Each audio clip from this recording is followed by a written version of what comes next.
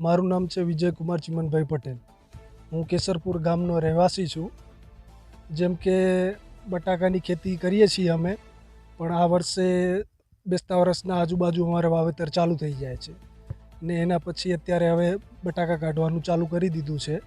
100 થી 90 દિવસની ખેતી હોય છે ને ભગવાન કરે ને જો માવઠા ના થાય તો ખેતી અમારી સફળ થાય ને સરકાર તરફથી અમારે એટલી અપેક્ષા છે તો ભાવ મળી રહે એટલી ગુજારિશ છે અમારી.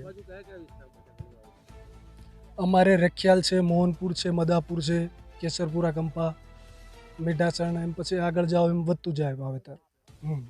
મારું નામ પટેલ ચેતનકુમાર મોહનભાઈ, કેસરપુરા કંપા. હું અત્યારે છેલ્લા 5 વર્ષથી બટાકાનું વાવેતર કરું છું. એમાં શાકભાજી માટેના પોખરાજ આવે છે અને ચિપ્સ માટેના એલઆર કરીને આવે છે. હું જ્યાદાતર વધારે એલઆર બટાકાનું વાવેતર કરું છું. તેના ભાવ મને દર સાલ પોસાય એ જ ટાઈપના ભાવ મને મળી રહે છે. મેં અત્યારે 281 રૂપિયામાં બટાકાનો એગ્રીમેન્ટ કરેલો છે અને સારું વળતર મળે છે. મારું નામ સવજીભાઈ ગંગારામભાઈ પટેલ, મોહનપુર કંપા, અને બટાકાની ખેતી કરીએ છીએ વર્ષોથી.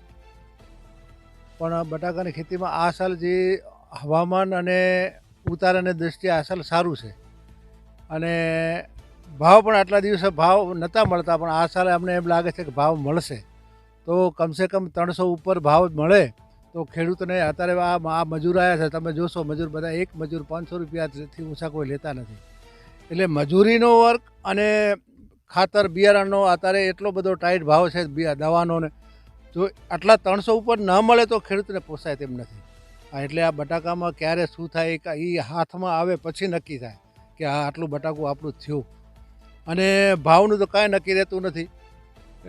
એટલે સરકારને આપણે કહીએ કે બધાના તમે ભાવ બાંધો છો, તો એ રીતે આ બટાકાના ભાવ 300 રૂપિયા તમે બાંધો તો ખેડૂતને બટાકું વાવવાનું મન થાય અને ખેડૂતો બજારમાં છેતરાય નહીં.